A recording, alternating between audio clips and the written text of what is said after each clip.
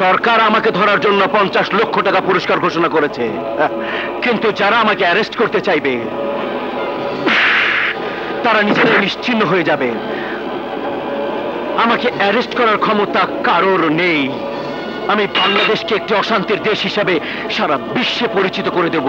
খুন, রাজধানী, ছিনতাই, সন্ত্রাস আর অস্ত্রের ঝঞ্ঝানিতে টেকনাফ থেকে তেতুলিয়া পর্যন্ত প্রকম্পিত করে রাখবো।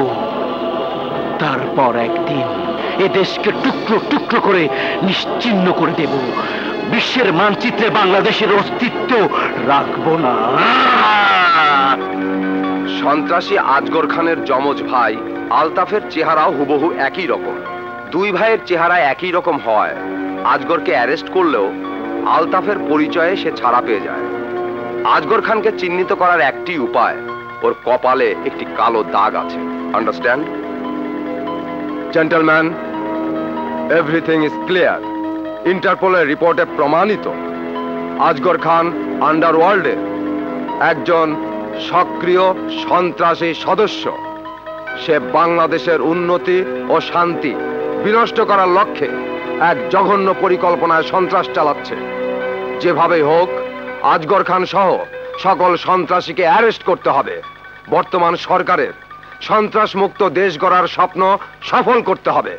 কিন্তু স্যার, আজগর খানের মতো একজন ভয়ঙ্কর সন্ত্রাসীকে অ্যারেস্ট করার দুঃসাহস নিয়ে কে এগিয়ে আসবে? এদেশে এখনো অনেক সাহসী দেশপ্রেমিক অফিসার আছে যারা সন্ত্রাস দমনে জীবন দিতে প্রস্তুত। আমি এসপি বিপ্লবকে এই দায়িত্ব দিতে চাই।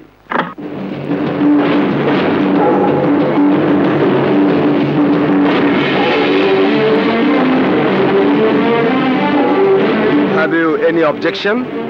No sir. কিন্তু স্যার, বিপ্লব রাজি হবে?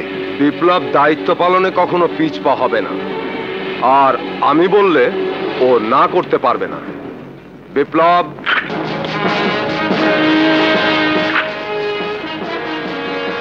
আপনি আজগর খানের মতো একজন সন্ত্রাসীকে অ্যারেস্ট করতে রাজি আছেন? ইয়েস স্যার, এটাই আমার ডিউটি। তবে আমার কিছু শর্ত আছে। কি শর্ত? আজগর খানকে অ্যারেস্ট করলেও সে আইনের ফাঁকে জামিন পেয়ে যেতে পারে। তাই যতদিন ও সমস্ত গোপন তথ্য বের করতে না পারবো ততদিন ওকে আমার স্পেশাল কাস্টডিতে রাখতে চাই। উত্তম প্রস্তাব। বিপ্লব, সরকার তোমাকে সর্বাত্মক সহযোগিতা করবে। I wish your success. Asghar ভাই ভেরি ডেঞ্জারাস। আপনাকে অ্যারেস্ট করার জন্য এসপি বিপ্লব স্পেশাল অর্ডার পেয়েছে। আপনি কিছুদিন সাবধানে থাকেন।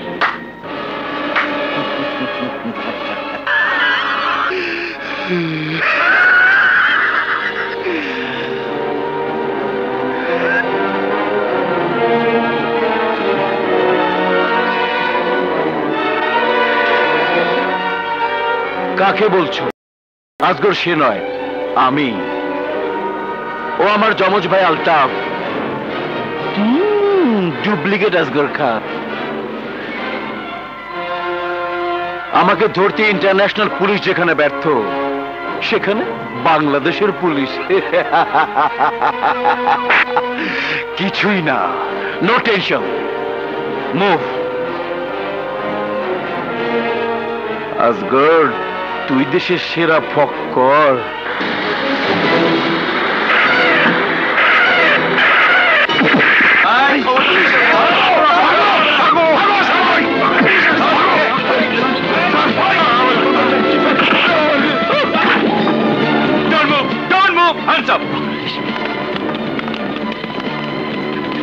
You are under arrest. দেখুন, ওকে হ্যান্ডকাফ লাগাও। দেখুন, আপনি ভুল করছেন। আমি আজগর খান নই। Shut up, rascal! তুই মিথ্যে বলছিস। তুই আজগর খান। বিশ্বাস করুন, আমি আজগর খানের যমজ ভাই। আমি আলতাফ খান। আজগর খানকে চিহ্নিত করার একটি উপায়, ওর কপালে একটি কালো দাগ আছে।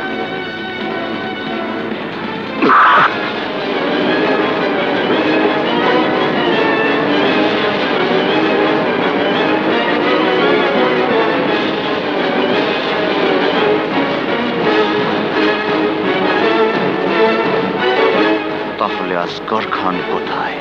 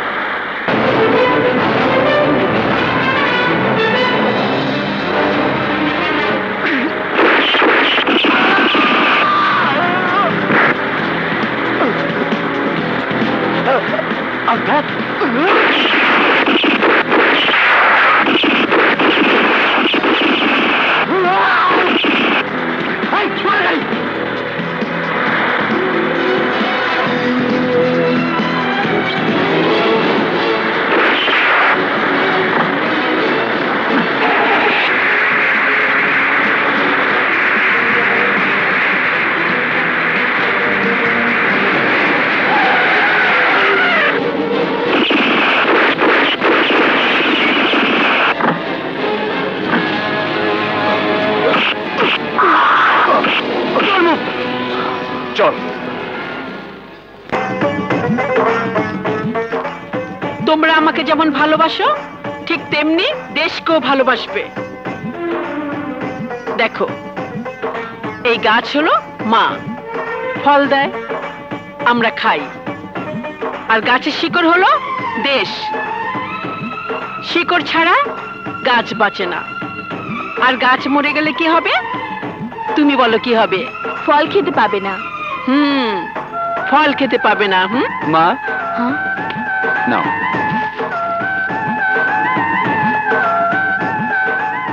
আজকের সুখবরটা কি বাবা? তোমার দোয়ায় সন্ত্রাসী আসগর খানকে আজ অ্যারেস্ট করেছি। চলো মা, বাড়ি যাই। রুবি, ওদের পড়া শেষ হলে সম্মত খাওয়াবি।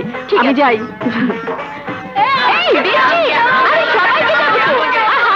কাঁদে না মামনি, চুপ করো, চুপ করো।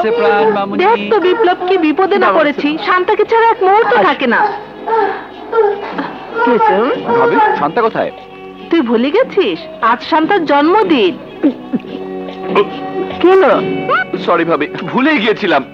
3টার সময় শান্তাকে মার্কেটে থাকতে বলেছিলাম, এখন 5টা বাজে। মা, ভাবি তোমরা চলে যেও, আমি একটু পরে আসছি। ধরো ভাবি, আজ আমার খবরই আছে। ম্যাডাম, আপনি সেই 3টার সময় এসেছেন, এখন 5টা বাজে। আপনার লোক বোধহয় আসবে না।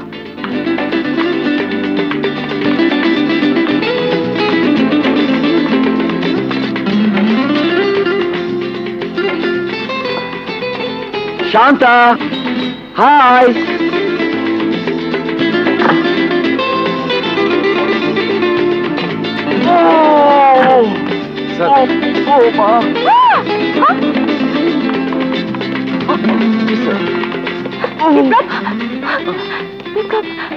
কি হয়েছে তোমার? এই অবস্থা কি করে হলো? শোনো বলছি, ওই আসগর খানকে অ্যারেস্ট করতে গিয়ে অ্যাক্সিডেন্ট করেছি, অল্পের জন্য বেঁচে গেছি। চলো। ওঠো, ওঠো।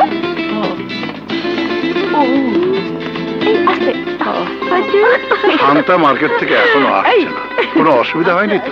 না না, শান্তার সাথে বিপ্লব রয়েছে না, কিছুক্ষণের মধ্যে এসে পড়বে। এই তো। কোথায় যাচ্ছ? আরে স্যার, কি হয়েছে? অ্যাক্সিডেন্ট করেছিস কিভাবে? এটা ফলস ব্যান্ডেজ মা, শান্তার হাত থেকে বাঁচার জন্য। বাবা, আজগর খানকে অ্যারেস্ট করতে যে বিপ্লব অ্যাক্সিডেন্ট করেছে।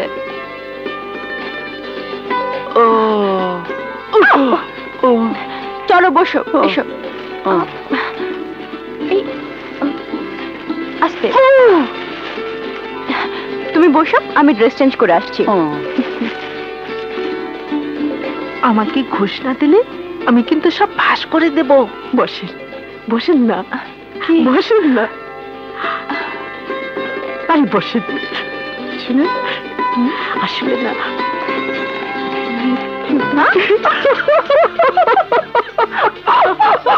Naughty boy.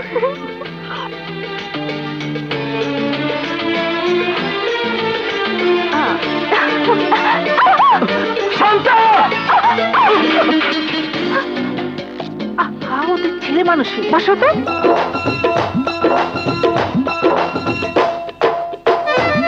লাগেনি তো? অল্পের জন্য রক্ষা। তুমি না ধরলে হয়তো কোমর ভেঙে পঙ্গু হয়ে যেতাম। খুব মজা হতো, সারা জীবন তোমাকে কোলে নিয়ে ঘুরতাম, ফিরতাম, আর আদর করে মুখে তুলে খাওয়াতাম।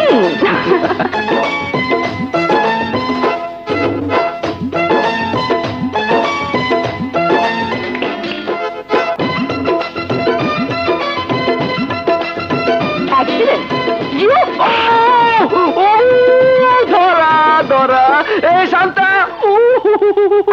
শান্তা, খুব লেগেছে?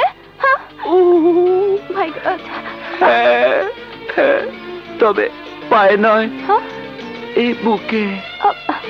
বুকে? হ্যাঁ, আমার বুকের মধ্যেখানে, যেখানে প্রাণ হয়ে লুকিয়ে আছো তুমি, শুধু তুমি।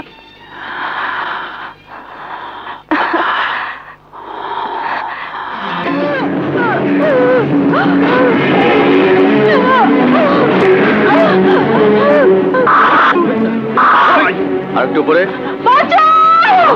চল তো দেখি।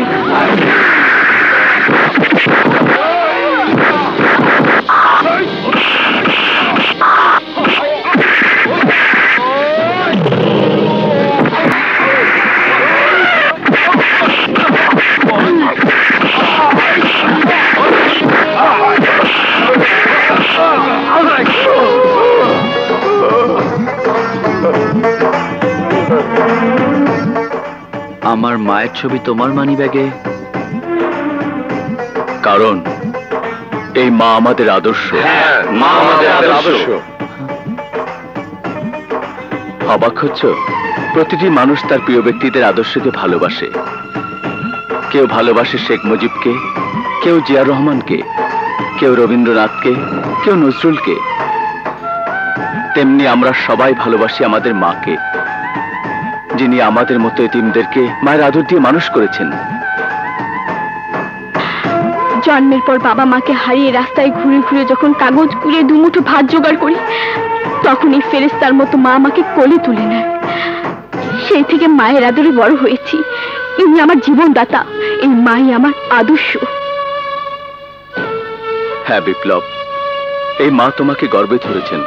তুমি সৌভাগ্যবান। এই মায়ের একটি স্বপ্ন, দেশকে সন্ত্রাসমুক্ত করা।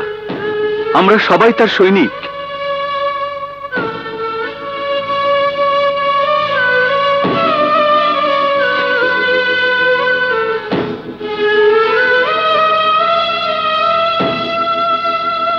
এই মাটি এবং মা, এই দুইয়ের মধ্যে কোনো পার্থক্য নেই। আমার বিশ্বাস তার চেয়ে বেশি ভালোবাসবি তোরা এই দেশটাকে। ইরফান ভাই, ইরফান ভাই, ইরফান ভাই, ইরফান ভাই, আমার ভাই তোমার ভাই, আমার ভাই তোমার ভাই, ইরফান ভাই, ইরফান ভাই। আরে বললাম তো কালকের মধ্যে ডিসিকে ট্রান্সফার করে দাও। রাখি।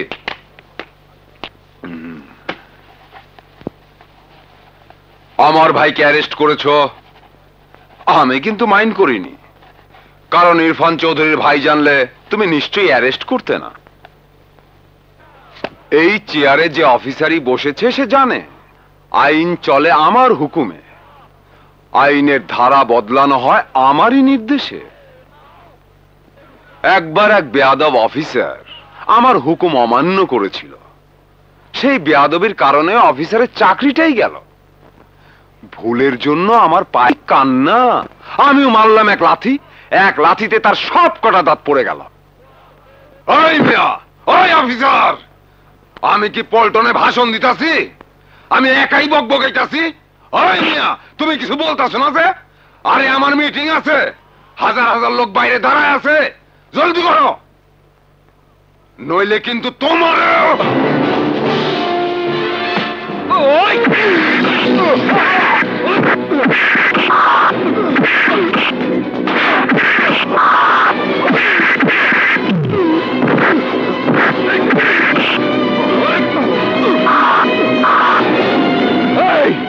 এই এলাকার 20 লক্ষ লোকের ভালো মন্দ দেখার দায়িত্ব আমাকে দিয়েছে সরকার, আর তুই বলছিস শুধু তোর রকম শুনবো? এই পুলিশ ডিপার্টমেন্ট কি তোর বাবার চাকর?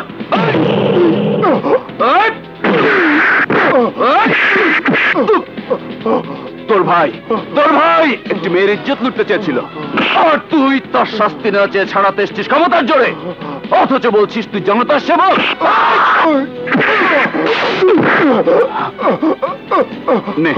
নে সাদা কাগজে সিগনেচার কর।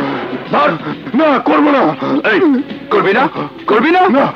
তাহলে তোকে এই অবস্থায় জনগণের সামনে নিয়ে যাব, জনগণ তোকে থুতু দেবে, আর সিগনেচার করলে নতুন জামা পরিয়ে জামাই আদরে বিদায় দেব।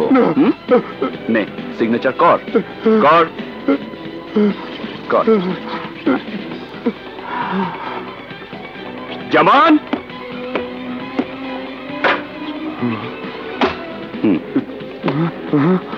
কাফনের কাপড় না, নতুন পাঞ্জাবি। শ্বশুর বাড়িতে এসেছো, এদিকে এসো। নতুন জামা কাপড় না দিয়ে বিদায় দেয় কি করে? এই নাও। থাম, বন্ধুর মতো আমার কাঁধে হাত দে। দে। এই তোকে হোলা বান্দর মানে চোরের মতো দেখাচ্ছে। হাসি দে, হাসি দে। এই দাঁত বের করে হাস। চল। খুব লেগেছে না? চরিত্রটা এবারে বদলায় ফেলিস। আরে তোমার মতো একজন পুরনো বন্ধুর সাথে পরিচয় হয়ে খুব ভালো হলো। শোনো, যে কোনো সমস্যা নিয়ে আসবে, আমি 5 মিনিটে সমাধান করে দেব। অবশ্যই আসবো। এবার এসো বন্ধু। বাহ, যাও, তোমার জন্য জনগণ অপেক্ষা করছে। যাও যাও যাও। ইরফান ভাই, ইরফান ভাই, ইরফান ভাই, ইরফান ভাই, জুলমত ভাই, জুলমত ভাই, আমার ভাই তোমার ভাই। আরে জুলমত ভাই, ইরফান ভাই। ইরফান, এসপি ব্যাটার কত বড় সাহস, আমার ভাইকেও ছাড়ছে না। আজ ওকে দেখাবো মজা। আরে যাও যাও, এসপি খুব ভালো মানুষ, যা বলবে তাই শুনবে, তোমাকে আদরও করবে। আদর তো করবেই, চাকরির ভয় আছে না? আমাদের সাথে উল্টাপাল্টা করলে যে জায়গা হবে বান্দরবনে, বান্দরের সাথে। তোরা থাক, আমি হাসানকে ছাড়িয়ে নিয়ে আসছি। যাও ভাইয়া, পরনের জামা ফেরত পেলেই হয়।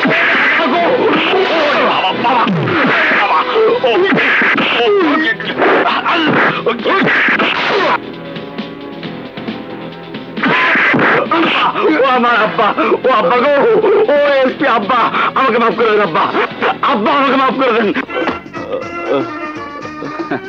আমার কাঁধে হাত দে, সবগুলো দাঁত বের করে হাসতে থাক। জোরে হাস, আরো জোরে।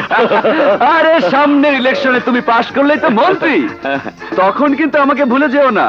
আমার প্রমোশনের ব্যবস্থাটা তুমি করে দিও। পুলিশ ডিপার্টমেন্ট কি মনে রাখিস। যাও। কে বান্দরবন পাঠালে না? যে রয়্যাল বেঙ্গল টাইগার, আমারও শরীরের জয়েন্ট গুলো আলগা করে দিয়েছে। ও মা গো,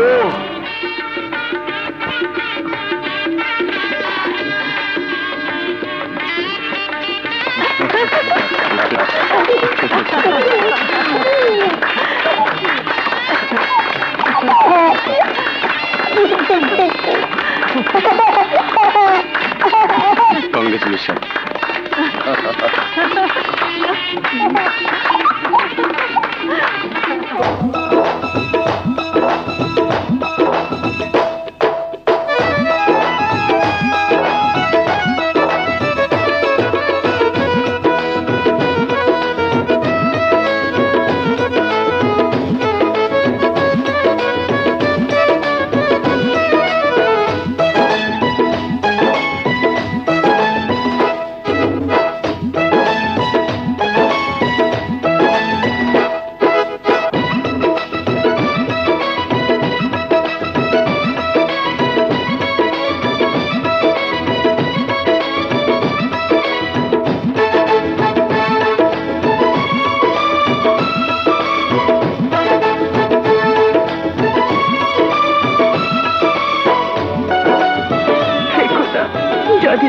কপালের দাগ নিয়ে কত লক্ষবার তোমাকে চেষ্টা করেছি। আমার প্রার্থনা যদি তুমি কবুল করিয়ে থাকো, তাহলে কেন আজ সমাজের সামনে কঠিন পরীক্ষা?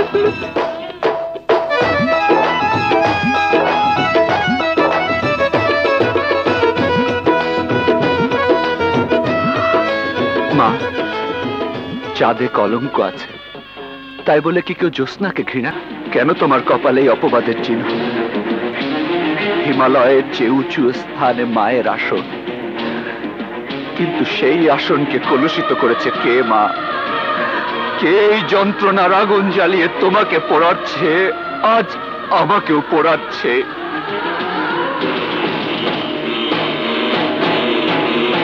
এই মা, এই মা, এই মা, তুই আর কতক্ষণ নীরবে চোখের পানি ফেলবি? কতক্ষণ চুপ করে থাকবি? আমার আদর্শের হিমালয় পর্বত আজ অপমান আর লজ্জায় মাটির সাথে মিশে গেছে। হয় না মা, হয় না, হতে পারে না। মারে দোহাই তোর, মা দোহাই তোর, চুপ থেকে আমার বিশ্বাসকে ধুলোয় মিশিয়ে দিস না মা। চেয়ে দেখ, চেয়ে দেখ, চেয়ে দেখ, এই সমাজ তোর চোখের পানি দেখতে চায় না মা, দেখতে চায় না, শুনতে চায় তোর মুখের কথা।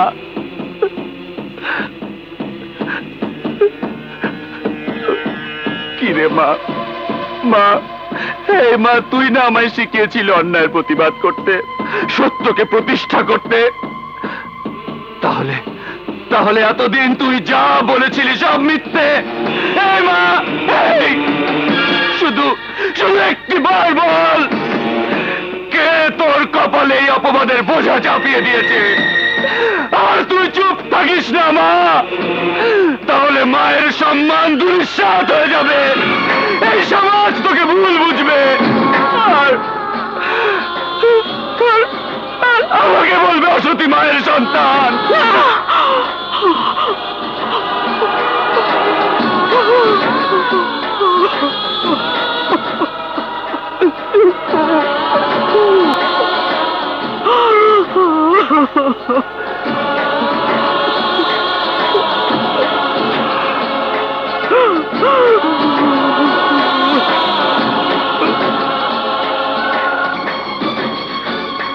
ভেবেছিলাম মৃত্যুর পর যারা আমাকে গোসল করাবে তারাই শুধু এই কলঙ্কের চিহ্নটি দেখতে পাবে, কিন্তু আমার দুর্ভাগ্য।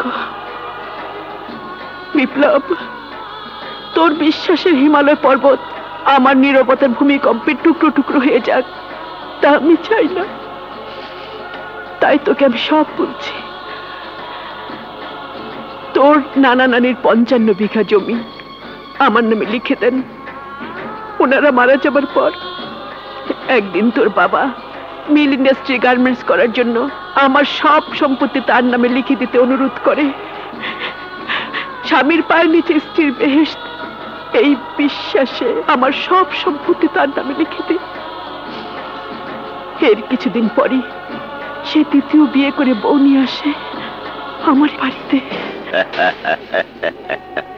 এই মুহূর্তে ওখানে আমার বাড়ি থেকে বেরিয়ে যাও, তা নাহলে তোমাকে আমি আদালতে দাঁড় করাবো, জেলের ভাত খাওয়াবো, তোমার অসৎ চরিত্রের মুখোশ সমাজের সামনে খুলে দেব। চুপ বেয়াদব মহিলা,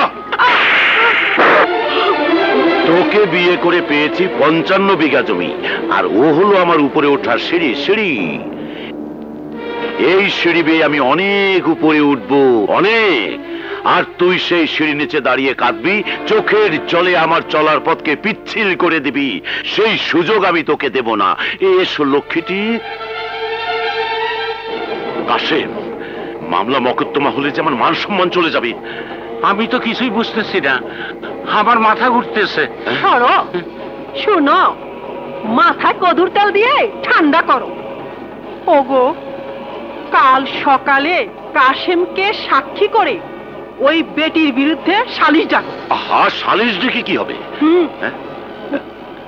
মাদর সাহেব, ওই ছেলেটা আমার সন্তান নয়, আর যেটা পেটে আছে ওটা নিয়েও সন্দেহ আছে। মিথ্যে, মিথ্যে, সব মিথ্যে। চুপ করো। এই কাসেম, সত্যি করে বল, এই ছেলের জন্মদাতা কি তুই? হ্যাঁ, আমি অন্যায় করছি, আমারে মাফ করে দেন। তুমি হয়তো মাপ পাবে, কিন্তু যে স্ত্রী পরপুরুষের সাথে অবৈধ সম্পর্ক রাখে তার কি শাস্তি হতে পারে? আপনারাই তা বলুন।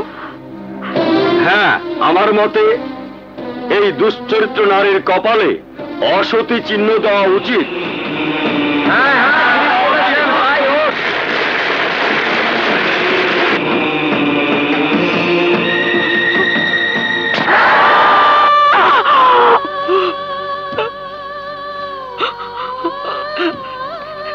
এই অপবাদের যন্ত্রণায় ভেবেছিলাম আত্মহত্যা করব, কিন্তু আমার কোলে ছিল তোর বড় ভাই বিদ্যুৎ, আর তুই তখন পেটে। তোদের কথা চিন্তা করে আত্মহত্যা না করে নিঃসন্তান মামার এই বাড়িতে আশ্রয় নেই।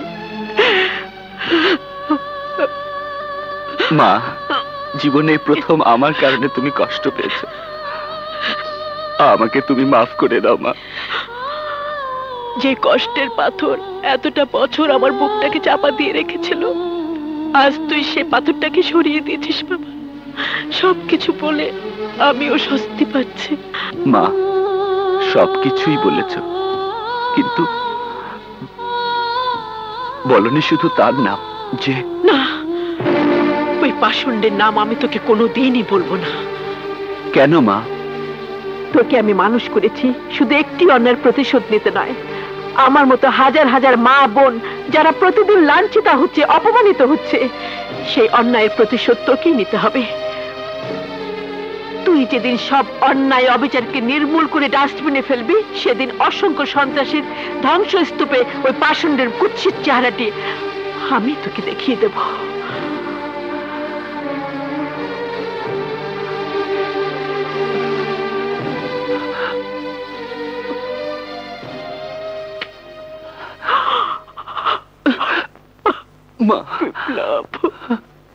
আসগর খানকে অ্যারেস্ট করার পর থেকে এখন পর্যন্ত আসগরের কাছ থেকে তুমি কোনো তথ্য বের করতে পারোনি। আমার মনে হয় তুমি একা দায়িত্ব পালন না করে 5 সদস্য একটা টিম গঠন করে দেই। না স্যার, আমার ধারণা টিম গঠন করলে সিক্রেসি আউট হতে পারে, তখন মন্ত্রী মহোদয়ের যে উদ্দেশ্য তা সফল নাও হতে পারে।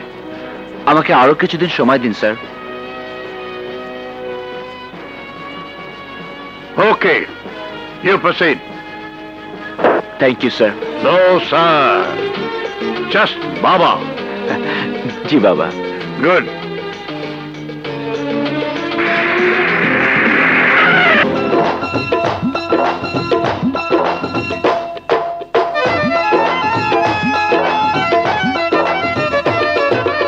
Good morning sir.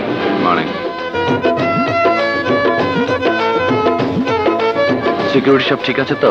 জি স্যার, আজগর খান কি করছে না করছে সবকিছু ওয়াচ করার জন্য সেলের ভেতর ক্লোজ সার্কিট ক্যামেরা আছে। এখান থেকে আজগর খানের সমস্ত কার্যকলাপ পর্যবেক্ষণ করা হচ্ছে। Good, very good.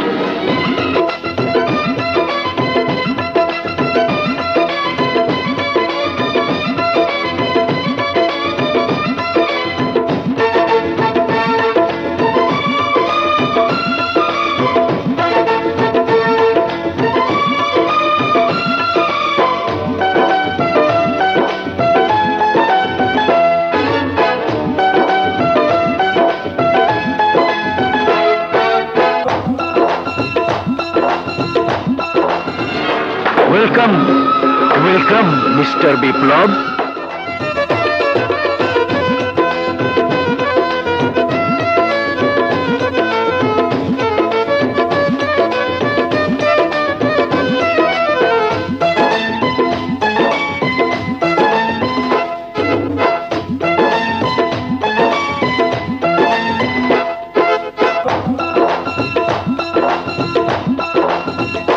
আমাকে আটকে রাখার অ্যারেঞ্জমেন্ট সত্যি প্রশংসনীয়। টাইট সিকিউরিটি, পালানোর কোনো রাস্তা নেই। বাঘকে খাঁচে আটকে রেখেছে সত্যি, কিন্তু বাঘের থাবা থেকে রক্ষা পাবি না। না না না না না, আমার হাত অনেক অনেক লম্বা। আমার নেটওয়ার্কের জাল নট অনলি ইন বাংলাদেশ, সারা পৃথিবী ব্যাপী।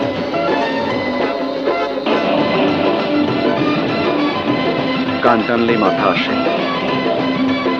নেটওয়ার্কের জালে যে ওই কাতলারা আছে সবগুলোকে আমি ধরবো। না, পারবি না, কারণ আমার ম্যান পাওয়ার, আর্মস পাওয়ার, মন্ত্রী, এমপি, আইজি, পিআইজি এসব নাথিং, কিছুই না।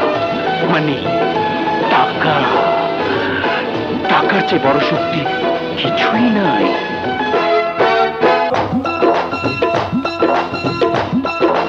আছে, আছে দেশপ্রেম ও সততার শক্তি।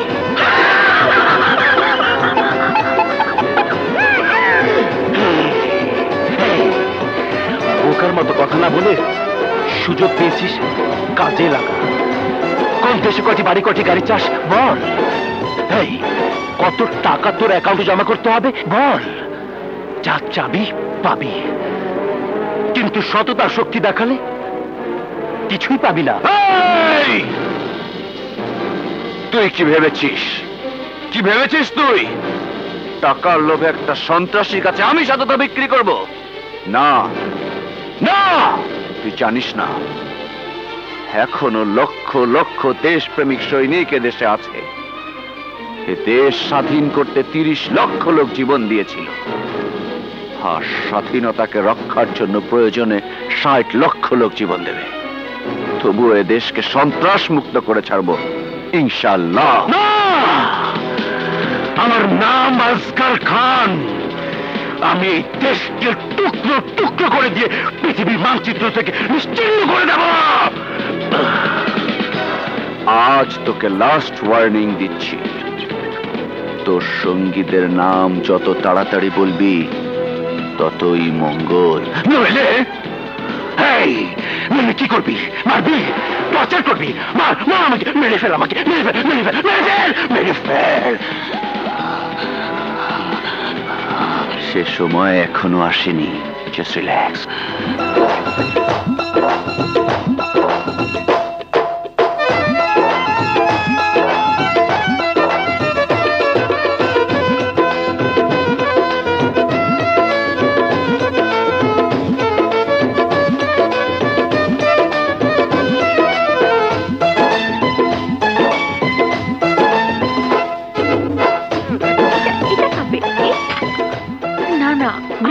শান্তা, বিয়ের আগেই বাবা মাকে পর করে দিলি।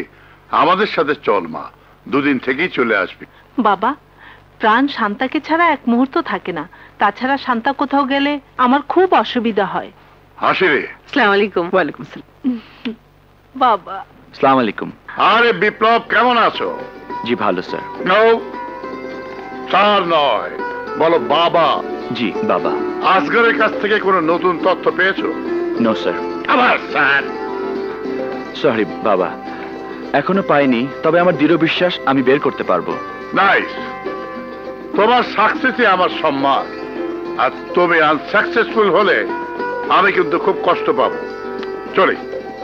জি স্যার। সরি বাবা।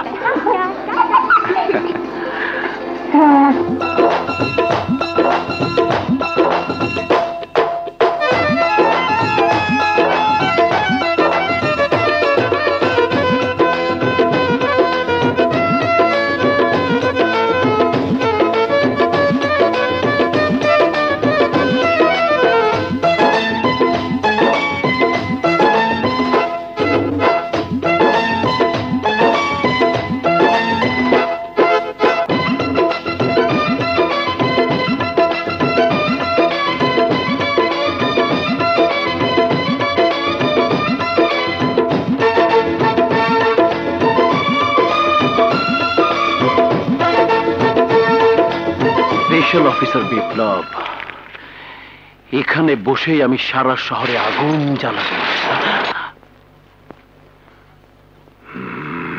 খেয়ে নিন।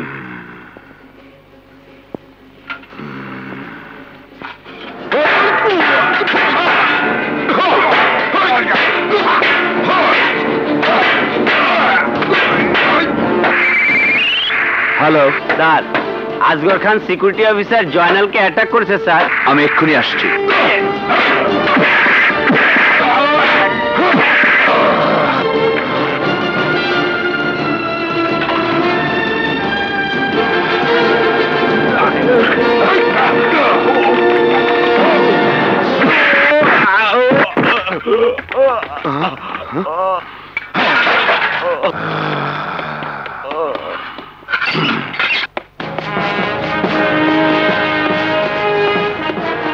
দেখি।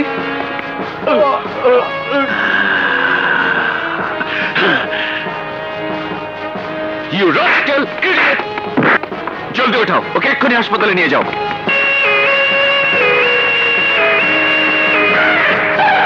জলদি নিয়ে এসো, আমি এক্ষুনি ডক্টর নিয়ে আসছি।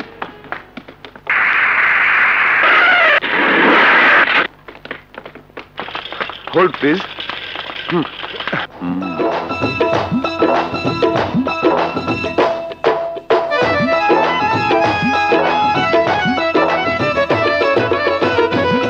আপনারা এত রাতে? পেশেন্টের চেক আপ করতে হবে। Thank you. ওকে।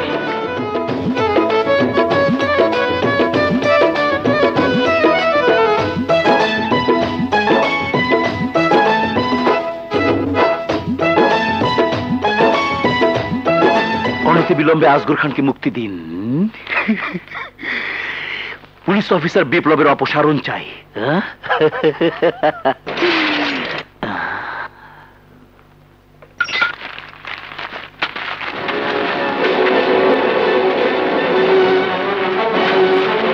শিক্ষিত পুলিশ অফিসার, পর ভালো কইরা পড়, পুরা পত্রিকাটা ভালো কইরা পড়। আরে তুই তো আমার কাছে ফার্মের মুরগি, তাই না ছিঁড়া পালাইতে পারি।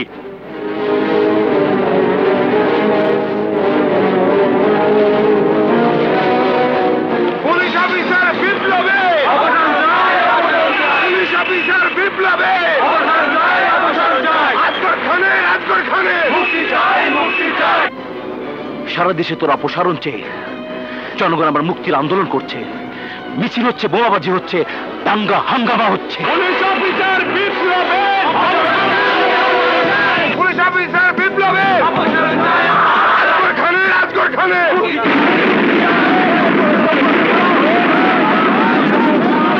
এই বিশ্বাস হয় না? আসগর খান যা বলে তাই করে। যা যা রাজপথে চেয়ে দেখ, যা যা যা।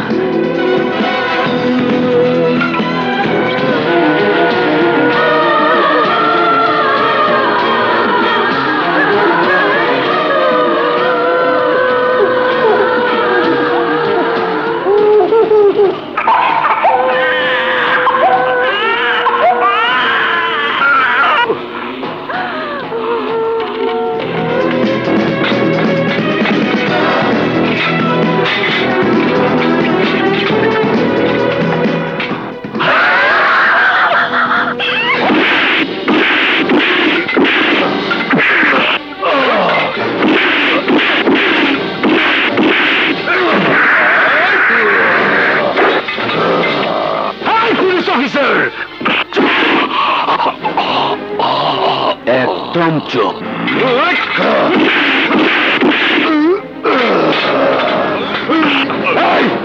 বল বল, তোর সঙ্গীতের নাম কি? বল, কারা এই সন্ত্রাসের সাথে জড়িত? বল।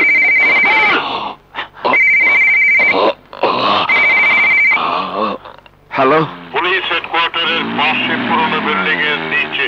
আমি তোমার জন্য অপেক্ষা করছি, এক্ষুনি এসো। Yes sir.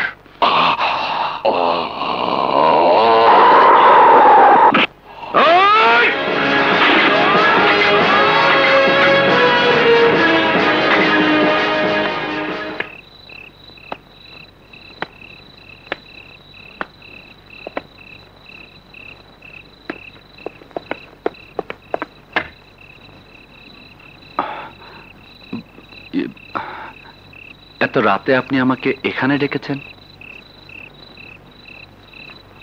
কিছু বলতে। তোমার ভাই বিদ্যুৎ আমার মেয়ের স্বামী, তোমারই মতো একজন সৎ অফিসার ছিল, কিন্তু সন্ত্রাসীরা ওর জীবনের প্রদীপ নিভিয়ে দিয়ে আমার ছন্দার জীবনটাকে অন্ধকার করে দিয়েছে। বড় ভাইয়ের অসমাপ্ত কাজ শেষ করার জন্যই আমি দায়িত্ব নিয়েছি। তাহলে তুমিও চাও ছন্দার মতো আমার মেয়ে শান্তাও বিধবা হোক? বিপ্লব, বিদ্যুতের মৃত্যু তুমি দেখোনি, তুমি ছিলে ট্রেনিং এ। তুমি কি চাও বিদ্যুতের মতো একই পরিণতি তোমারও হোক? তুমি জানো না আসগর খানের নেটওয়ার্ক কত বিস্তৃত, কত ভয়ঙ্কর ওদের কার্যকলাপ। আসগর খান একটা জাহাজ, আর তুমি সামান্য একটা ডিঙ্গি নৌকা। আমরা সরকারি চাকরি করি, লাইফ রিস্ক নিয়ে কাজ করব কেন? লাইফ রিস্কের ভয় অন্যায়কে সমর্থন করলে শপথ নিলাম কেন? আমি জানি আসগর খানের সাথে সমাজের গণ্যমান্য রুই কাতলারা রয়েছে, তাই বলে মৃত্যুর ভয়ে পিছিয়ে যাব তা হয় না বাবা। নো বাবা, স্যার বলো। স্যার? স্যার? হ্যাঁ স্যার, আমি তোমার স্যার। সরি স্যার, কিন্তু আমার সন্দেহ হচ্ছে আপনি কি সন্ত্রাসীদের পক্ষে? ইয়েস, শুধু আমি নই, আসগর খানকে সবাই ভয় পায়, কারণ সে একজন সন্ত্রাসী। সদা সত্য কথা বলিও আর সৎ পথে চলিও, এখন এসব কথা অচল। সদা মিথ্যা কথা বলিও, অসৎ পথে চলিও, এই আদর্শকে যারা বেছে নিয়েছে তারাই উন্নতি করেছে, বাড়ি গাড়ির মালিক হয়েছে। চুপ! রাতের অন্ধকারে সততার আলোয় আপনার ভেতরের চেহারাটা আমি দেখতে পাচ্ছি। আপনার যা বলার দিনের আলোয় আপনার অফিসে বলবেন। স্যার, তোমাকে আমার অর্ডার শুনতে হবে। আসগর খানকে আজ রাতেই তুমি পালাতে সাহায্য করবে। নো স্যার, আমি মন্ত্রী মহোদয়ের অর্ডার ছাড়া কিছুই করতে পারবো না। পারতে হবে। এক্ষুনি ফোন করে আসগর খানকে ছেড়ে দেওয়ার নির্দেশ দাও, নইলে তোমাকে গুলি করতে আমি বাধ্য হব। ইয়েস, বলতে পারো আমি ওদেরই একজন। আর একজন সন্ত্রাসীর স্ত্রী সন্তানও যদি পথের কাঁটা হয়ে দাঁড়ায়, তখন নিজের নিরাপত্তার স্বার্থে তার কর্তব্য ওদেরকে শেষ করে দেওয়া। আন্ডারস্ট্যান্ড? বলবীর, বল উন্নত মমশির, শির নেহারি আমারই নত শির ওই শিখর হিমাদ্রির। বলবীর, বল মহাবিশ্বের মহাকাশ ফাড়ি, চন্দ্র সূর্য গ্রহ তারা ছাড়ি, পুলক দুলক গোলক ভেদিয়া, খোদার আসন আরশ ছেদিয়া, উঠিয়াছি চির বিস্ময় আমি বিশ্ববিধাত্রীর। মম ললাটে রুদ্র ভগবান চলে, রাজ রাজ টিকা দীপ্ত জয়শ্রীর। আমি 3 পর্যন্ত গুনবো। এর মধ্যে তুমি ওয়্যারলেসের অর্ডার না দিলে আমি তোমাকে গুলি করতে বাধ্য হব। 1, 2, 3।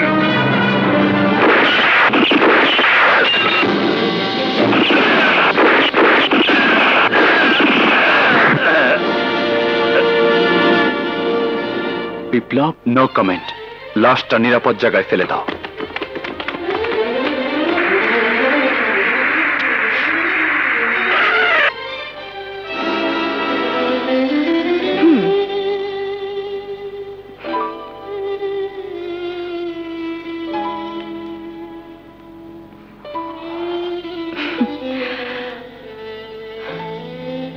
বিয়ে করা বউ স্বামীর জন্য এত রাত সজাগ থাকে না।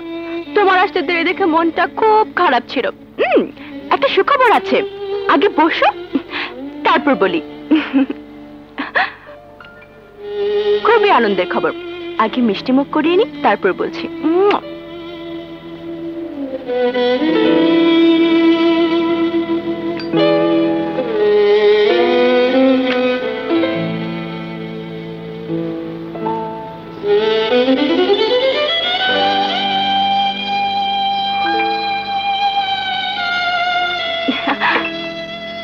বাসায় এসে এত টেনশন কিসের? যত সব বাজে জিনিস।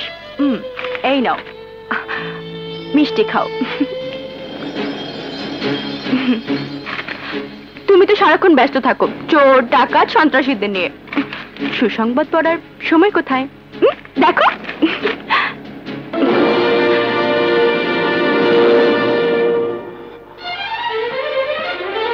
এখন থেকে আমি ডিরেক্টর জেনারেল অফ পুলিশের মেয়ে, আমার সাথে সাবধানে কথা বলবে। শোনো, কাল সকালেই আমরা বাবার সাথে দেখা করতে যাব। বাবার পাশে আমরা আশীর্বাদ নেব। কি হলো? বুঝেছি, বেশি আনন্দে কখনো কখনো মানুষ পাথর হয়ে যায়। তোমার অবস্থাও তাই হয়েছে। সকালে কিন্তু তোমার কোনো অজুহাত শুনবো না, সোজা বাবার কাছে যাব।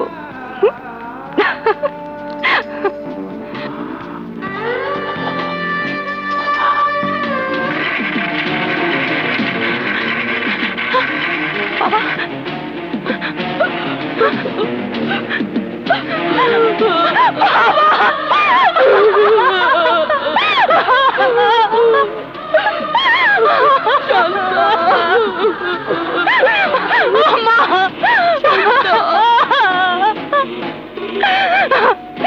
বিপ্লব,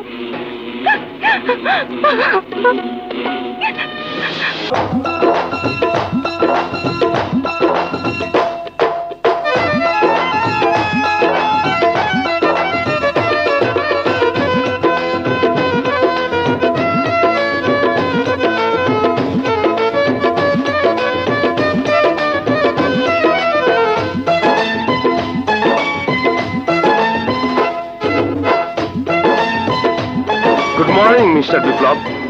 গুড মর্নিং। আমি CID officer Jasim. DIG Raihan চৌধুরীর হত্যার তদন্তের দায়িত্ব আমাকেই দিয়েছে। প্লিজ আসুন। থ্যাংক ইউ। বসুন। নো থ্যাঙ্কস, আপনাকে বিরক্ত করতে এসেছি, কারণ আমার কাজে আপনি আমাকে সাহায্য করতে পারেন। অফকোর্স, কি জানতে চান বলুন। ডিআইজি সাহেব যেদিন খুন হয়েছে সেই রাতে ওনার মোবাইলের শেষ নাম্বারটি ছিল আপনার। জি, আমার সাথে কথা হয়েছিল। ডিআইজি লাশ পাওয়া গেছে এক স্থানে, অথচ খুন হয়েছে অন্য স্থানে। এ ব্যাপারে আপনি? যে রাতে তিনি খুন হয়েছেন সে সময় আমি আসগরকে নিয়ে ব্যস্ত ছিলাম। সেই রাতে গাড়ি নিয়ে কি আপনি পুলিশ হেডকোয়ার্টারের পাশ দিয়ে এসেছিলেন? হ্যাঁ, সোজা আমার বাড়িতে এসেছি। সকালে সংবাদ পাই ডিআইজি সাহেব মারা গেছেন। ওকে, আপনাকে আর বিরক্ত করছি না, তবে তদন্তের স্বার্থে আবার আসলে মাইন্ড করবেন না তো? নো নো, যে কোনো সময় আসবেন। শুনুন, যেভাবেই হোক আমার বাবার হত্যাকারীকে খুঁজে বের করুন। আমি এই খুনের কুৎসিত চেহারাটি দেখতে চাই। আগুনকে যেমন ঢেকে রাখা যায় না, তেমনি খুনের রহস্য কেউ ঢেকে রাখতে পারে না। আসি।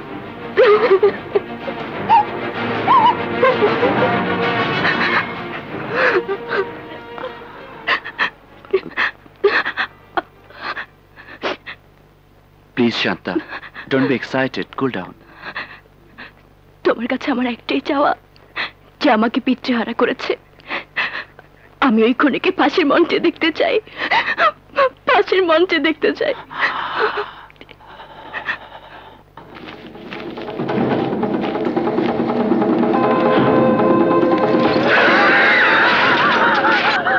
নিন, খেয়ে নিন।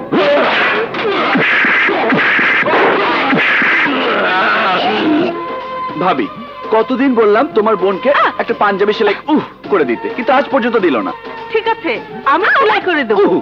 আরে তুমি সেলাই করলে হবে না, ওকে সেলাই করে দিতে হবে। এরকম ধাক্কা ধাক্কি না করে মুখে বলতে পারো না? এরকম না করলে পাওয়া যাবে না। বিপ্লব, কটা বাজে খেয়াল আছে? অফিসে যাবি না? যাবো মা। বসো। দেখো মা, আমার পাঞ্জাবি সেলাই না করে তোমার জন্য আঁচলে বাংলাদেশের ম্যাপ সেলাই করছে। মা, ওর কথা শোনো না। বিজয় দিবসে পড়ার জন্য একটা ম্যাপ সেলাই করেছি, তোমাকে পড়তেই হবে। কই দেখি। বাহ, খুব সুন্দর তো। সত্যি সুন্দর হয়েছে। মাকে সুন্দর মানাবে। স্যার, আপনার message. Bravo speaking. Sir, security officer লতিফকে আসগর মেরে অজ্ঞান করে ফেলেছে। স্যার, ঠিক আছে, এক্ষুনি লতিফকে হাসপাতালে পাঠিয়ে দাও। ওভার। কি হয়েছে বিপ্লব? আসগর খান আজও আর একজন অফিসারকে মেরেছে মা। নিশ্চয়ই এর মধ্যে আসগর খানের কোনো উদ্দেশ্য আছে, নইলে সিকিউরিটি অফিসারকে মারবে কেন?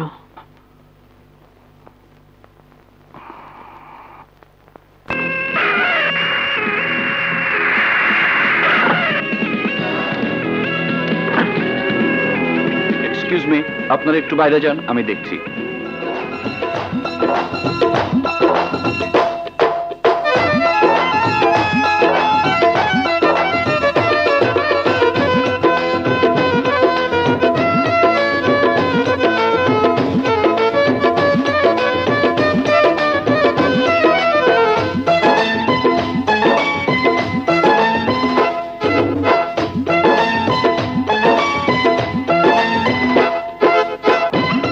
হ্যালো, শোনো পলাশ, সিকিউরিটি অফিসার লতিফ জেনারেল হাসপাতালের 7 নম্বর কেবিনে আছে।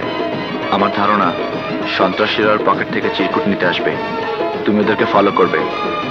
ওকে।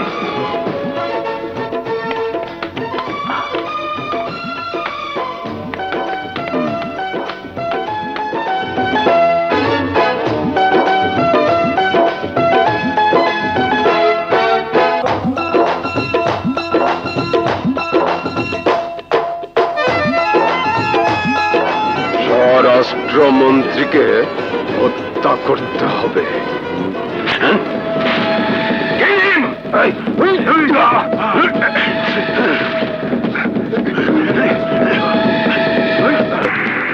পলাশ, বিপ্লব, সন্ত্রাসী আমাকে ফলো করছে। তুমি এখন কোথায়? আমি মানুষ হলের কাছে। তুমি মানুষী হল ক্রস করার চেষ্টা করো। আচ্ছা। Hello, Manushi cinema hall. হ্যাঁ, মানসী সিনেমা হল। সন্ত্রাসীরা আপনার হলে বোম রেখেছে। কি বললেন? বোম?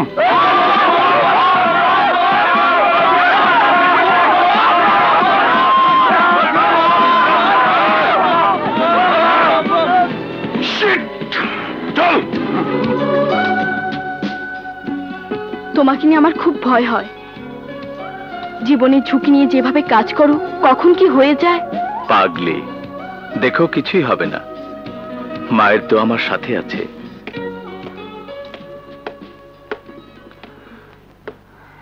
তুমি সত্যি বুদ্ধিমান।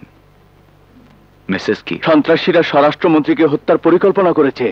স্বরাষ্ট্রমন্ত্রীকে হত্যার পরিকল্পনা? হ্যাঁ। যে ব্যক্তি সন্ত্রাস মুক্ত দেশ করতে চায় তাকে হত্যা করবে।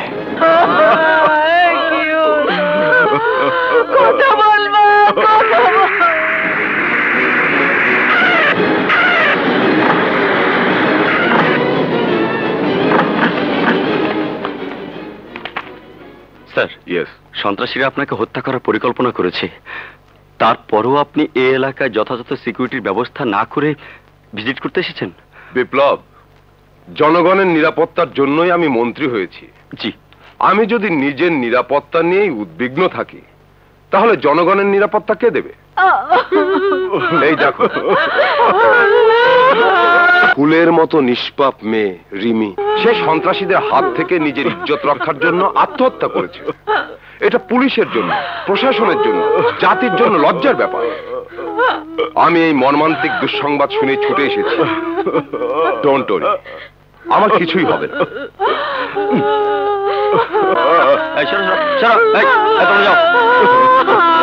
মন্ত্রী মহোদয়, সিকিউরিটির জন্য এক্ষুনি ফোর্স পাঠান।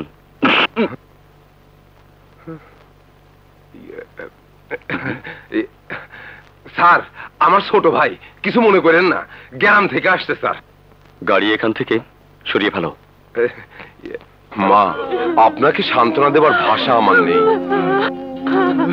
কিন্তু সন্ত্রাসীদের ভয়ে আর কাউকে যেন আপনার মেয়ের মতো আত্মহত্যা করতে না হয়, আমি সেই ব্যবস্থাই করব।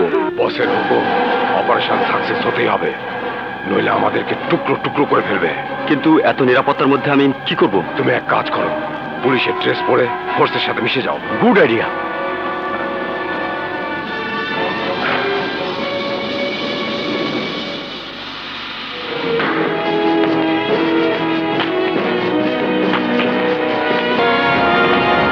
আমার ছোট ভাই গ্রাম থেকে আসছে।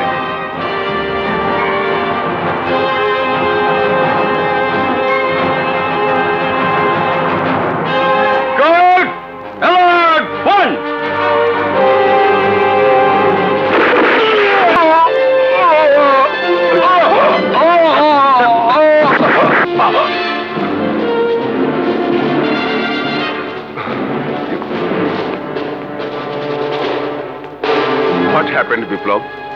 স্যার, পুলিশের পোশাক পরে এই সন্ত্রাসী আপনাকে হত্যা করতে চেয়েছিল স্যার। আমার কোনো উপায় ছিল না স্যার। থ্যাঙ্কস বিপ্লব।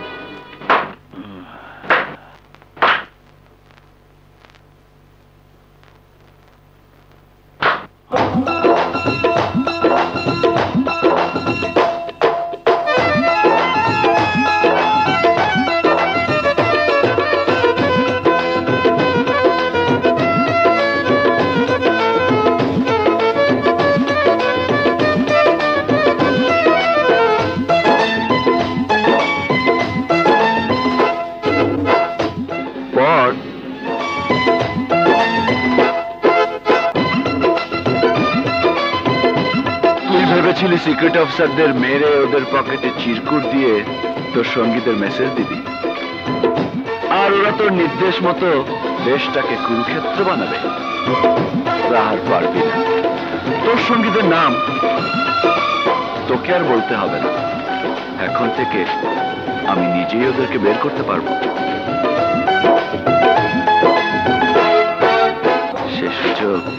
সে সুযোগ তুই করে দিয়েছিস।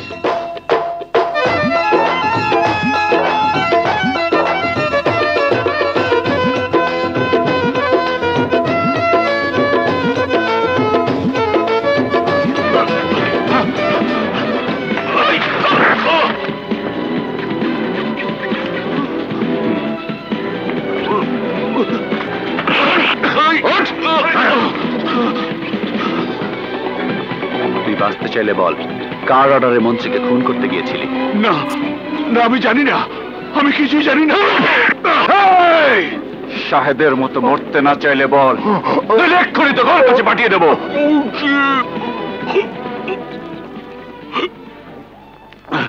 দয়াল বাবা,